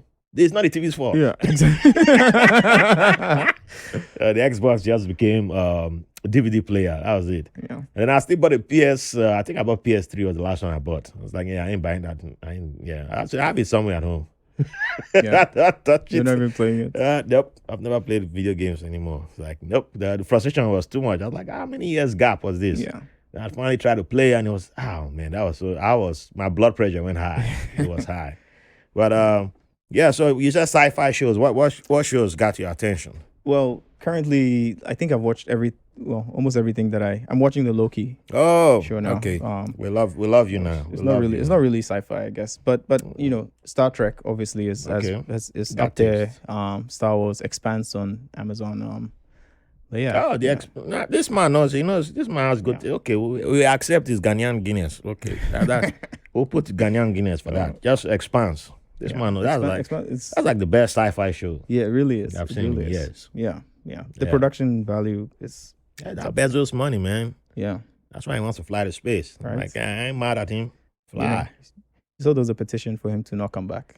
Yeah, well, people got time. People have a lot of time. Yeah, but like, okay, if he doesn't come back, what will happen? Exactly. Will the problems be solved? No. That guy's not your problem. The question is, who is rich, right? Anyone who makes more than me. That's a good way of defining it. Let him pay his taxes. That's all. Well, yeah. All them pay their taxes. That's why you should fight that. But can't go up in space. Go to space. Without space travel, we won't have cell phones that we have today. Yeah. So people avoid all that stuff. Yeah. There's a whole bunch of developments that we have without space travel. Yeah. We wouldn't have them. But it's easy to just rich people go to space. Yeah. Why they're hungry people. Why wouldn't you spend your money that way? Yeah. Yeah. I get it. But I've never been comfortable telling other people how to spend their money. Yeah, I'm like, there's a lot of good attached to space travel, so we need it. At the same time, doesn't mean we should. That's the only place where you spend everything. No. So, but I'm not in support of these people who are like, oh, go, he shouldn't come back. He shouldn't this. I'm like, okay, if he doesn't come back, guess what? There's another billionaire. Exactly. And then what you just be getting mad. I'm like, come on, yeah. Go vote when you need to vote the right people in, get the taxes. That's it. That's problem. Yeah, people. Sometimes I'm not wasting my time. Those people. Yeah. Sometimes I say, I cynical. Anyway, let's not even get there. But yeah, let's not waste our time on those people. Yeah. But yeah, so the sci-fi is more interesting. I agree. And Loki, I'm really loving Loki right now. That's my jam. It has a different feeling than most of Marvel. Hey, that's why Marvel is the best, man. They give you different. You're like, what you want? You got flavors. They got flavors for everything now. I'm like, yeah. Yeah. satisfying me. I'm loving this trip. Some people are like, I don't like it. I want it to be like, where's the action? Where's no action? I'm like, go to DC. Go watch Snyderverse. Right. Which, by the way, I liked. Yeah, that's I fine. like the Snyder cut. That's fine. Not everybody can make heaven. That's fine. Yeah. So, it's okay. I already made heaven. I saw my MCU is my heaven. That's it. But the Expanse is I love Expanse. That's like an Invincible. Yeah. Invincible on Amazon Prime. Animated, but yeah. I should one day do an episode and just talk about my shows, darling. I think you would have a lot to talk about. Oh yeah. From what I gather. Oh, don't even get me started. Yeah. Okay, let me go with food. Since we already started food. So when it comes to your favorite cuisine, what is your favorite? And what is the favorite cuisine that you love eating with your madam? So the first question is easier to answer. Second one harder. Okay. In terms of favorite cuisine, I would say from Ghana, definitely fufu. Fufu has to be fufu with like a light chicken soup. Light chicken soup. Okay. Yeah, that's. I do peanut. Peanuts is my favorite. I cook that one too. That's the peanut soup, the groundnut soup, as you say. That's also up there. That's the first thing I want to eat when I'm back home. Normally, or kinky, which I'm sure you've had kinky. with some fried fish and pepper. Right You have banku? That day I told you to come to the store with me. I got banku. You got some banku. Yeah. I showed just like, what is this? I had some okra soup that I should have. If I had known, I would have not eaten that like 2 weeks ago and saved it for when I had some banku. But it's all right. Anyway. In terms of now, I think Ruthie and we eat very differently generally. Okay. I like protein. I eat a lot of meat. I try to limit my carbohydrates. Yeah. So often she might be eating something that looks healthier, but I like my stuff. So I'm okay eating for breakfast like eggs and bacon. Okay. And then I can't. I never got into bacon. You never got into that. Yeah.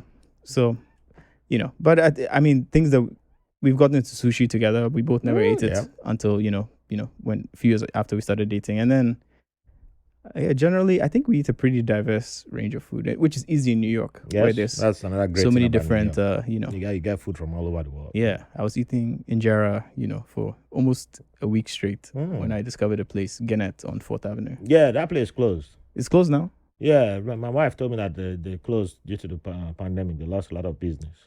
Really? How recently then? I don't know. She mentioned it one time that I think they put an announcement on their Facebook page that they were closing. Okay. But this must have been recent. When last did you get food there? 2 months ago.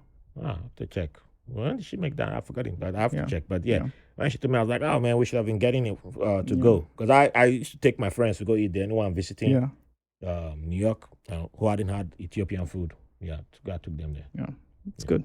Great stuff. Yeah. So you ever been to Brighton Beach to eat there? Yes, once with a cousin who he's half Russian, half Ghanaian. Okay. So, he speaks Russian fluently. So with him, I went to some restaurant way back years ago. Yeah. Okay. There's some good Russian restaurants. You're real Russian then. You're real Russian. Well, yeah. Well, because my Russian brother told me about the Uzbek Korean place to try over there. And I was like, what the hell is that? What's Uzbek Korean? And then he sent me an article of how Stalin created the Uzbek Korean. So, I'm a quarter Uzbek Korean. You also quarter, man, what the what's going on here? Yeah, well, it's funny that you mentioned that. My mother's mother is Korean. But Uzbek Korean. So, yes, I know those foods too. Shout out to Namik. Yeah. Anyway, so that's where the red comment comes from. That's where people are able to look at my skin color and be like, oh, this guy must be mixed somehow. Yeah. So you ever been to Uzbekistan? No, never been. Well, maybe as an infant, I think. Okay. I think before. You got a lot of traveling you need to do. Yeah, definitely. But so it's confusing to have this different identities. Yeah. And it makes it hard to feel very attached sometimes to one or the other. So I asked about food, music. Since you say you're a dancer, there's no way you're going to escape this question. Honestly, you have to dance for 1 hour. Give me at least three artists that you rely on to keep you dancing for 1 hour. 3 artists. Well, Stevie Wonder. This guy going old school. How old are you again? Well, Michael Jackson. Man, this guy really old. How old, man, this guy? Well, I think that era in music was just good. I like funky music. If I have to dance, it has to be funky music. All right, give me the third one because you've not even answered the question yet. But let's give see. me the third one. See. Who do I like to dance to? I mean, there's so. I mean, well, yeah, many third place ties, but I'll say it would be a Motown artist of some sort. Okay. Yeah. Now all those answers have been declared null and void. Wow. Okay. Smashed. These are old school answers. Old school. I mean, it's not weird. I love old school because I got a lot of old school on the dad's playlist that I created for our soccer group. But we want something from Ghana that'll keep you dancing. Oh, okay. This guy, he mentioned one Ghanaian artist. I didn't mention one Ghanaian. That's come on, take. God, this Ghanaian people gonna come after you. I'm now. not Ghanaian anymore. Give us one Russian or give us one Uzbek. Oh, I don't know any Uzbek or Russian. Ghanaians. Well, okay. Let's see. Okay, let me open it up for you. You can give us your African artists. Okay. At least 3. It can be more than 3, but at least 3. Well, but if you need to dance for 1 hour, who are the guys you go to? Well, in Ghana, I know now they're old school by today's standards, but 4x4. What? 4x4 was a 4x4? Yeah. How you, that's 4x4? 4x4. Ah. Oh. I probably must have heard this. Yeah, well, let's go Nigeria. Wizkid. Hey. Yeah, who's Ghanaians gonna like this guy couldn't stick to 3 Ghanaians. Oh. To put Nigeria there. Well, I mean, the thing about, first off, I can't think of it's through like my knowledge. It's ignorance. I don't know. Like, I'm thinking, who can I dance to for 3 hours? Who has a catalog of music? Yeah, I think just 1 hour. Let me. Yeah. 1 hour. 1 hour. We don't want somebody calling me now. Say this guy has back problem now because you told him to dance for 3 hours. I don't want. Don't call my number. In fact, I'll change my number after this episode. Yeah. Well, the next one I have to go to is honestly, like, it has to be another Nigerian. I like D'banj. Hey, this guy like trouble. Well, hey, I'm on your podcast, so Oliver I'll give it to you guys. Well, you heard it from him. I don't even remember last time I played D'banj, but this guy is dancing to D'banj. Can you imagine that, people? Yeah. This guy like trouble. I like trouble. Apparently. Don't worry. When you hear Busiziwa from South Africa, when you hear that, sister, you're dancing. You just gonna dance for 3 hours. But don't say I told you to do it. Angelique Kidjo is. I think I saw her the day I went to vote. Really? When I cast my vote in Brooklyn. Yeah. Really? She lives here. The Armory. So I think because I still listen to music, and I was running to go play soccer that day. Well, my kids soccer for my kid, and I was, I can vote here. So, but she came out from the YMCA, but she was on the phone. Yeah, was saying everything Angelique Kidjo. So except she has a twin sister. That was Angelique Kidjo. Yeah, huh. I was like, man, well, if you find out that she gotta be on the phone, because if she wasn't on the phone talking, I would have said, Auntie, I'm your long lost nephew. She's a legend. You don't know me? I'm your long lost nephew. Come on, bring it in. I've been vaccinated. Come on. If you can choose not to take the vaccine, that's fine. You're the only person I'm making an exception for. Let me hug you. You're like, Lee, this is my auntie. Okay, don't want to hug me, that's fine. But let's just get a selfie or something. But yeah, so I'm not that type that was going to interrupt our call and say, hey, we got to take a selfie together. So yeah. But I was like, that's nice. I wasn't expecting to see her. Well, if you get confirmation that she's based in Brooklyn, then it definitely was her. Yeah, I'm kind of afraid to do that. Yeah. Just check. Well, I mean, there's a Wikipedia. I mean, just public. Why would she put that public? I don't want a whole bunch of Togolese going to start camping around here. Like, I see people wave Togolese flag. Like, hey, bro, what's happening? Yeah. You know. Auntie, I have a problem. Like, no. So. No, that's why I mentioned the streets. I don't want people like, she live here. I'm coming. Yeah, this is where she goes to the gym. You my long lost love. I fell in love with you in the 90s. No, here we go. Holy Spirit told me you marry me. Oh boy. This guy's music is not really for dancing in my view, but Burna Boy, he got some dance hits. Yeah, a few. He got some dance hits. Burna Boy is my person. I seen. Port Harcourt, we, Yeah. we probably were in Port Harcourt at the same time. Yeah. Probably the same estate from what I hear. Some people said that. I don't know. But yeah. I like his music. I don't like him personally, but I like his music. But yeah, he got some cool hits. Yeah, he got some dance. You can dance to a Yeah, bunch of yeah. them. A bunch. I'm thinking of who do I think know his first album, that's one that doesn't have like dance. His songs like the dance songs because he did more singing in that. Yeah. But but Busi Ziwa, go check out, Busi Ziwa. She was in Beyonce's "My Power," that song from the Black is King. The My Power track. She was one of the women in that track. Okay. Yeah, but when you hear our tracks, oh boy, you just your feet can't. I mean, yeah, your feet won't stay down. Southern African music and also the francophone music. I mean, that's the music to dance to. Kassav, Mewe, Kassav, yeah, those guys are fantastic. Congo got some. Oh man, you hear that guitar and like Congo funky. Actually, Congo is the one that started the whole African music. Those guys, that's why I respect Congolese. Those guys like the best. All right, so let's wrap it up. Thank you for your time and for a great conversation. Yeah, same. I really enjoyed this. Final question: what would you like to leave the audience with? Could be from the book from Rodney Walters, could be from your Stevie Wonder, Michael Jackson, one of your Motown hits music, or if you want to do the band, the long thing. Yeah. It's all on you, or 4x4, or 4x4.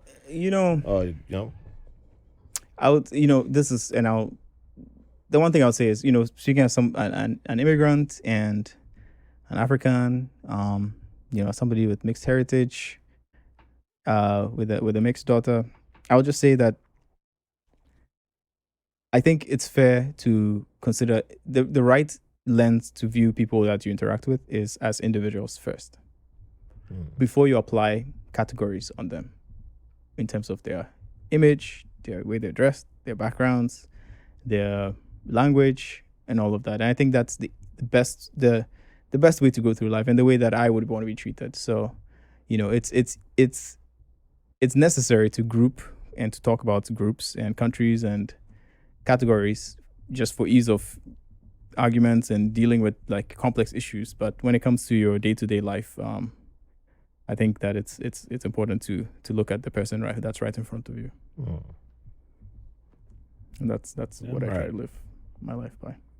It's important to look at the person that's right in front of you.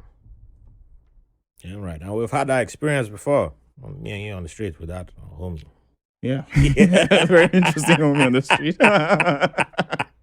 Yeah. It's I don't know what's the rating of this show. Is it PG-13 or what? Oh, it's explicit. Explicit. Okay. Well, because the conversation was very explicit, talking about genitals were mentioned a few times. Yep. Well, I just leave it explicit so any guest wants to go wherever you want to go. Okay. Yeah, fair.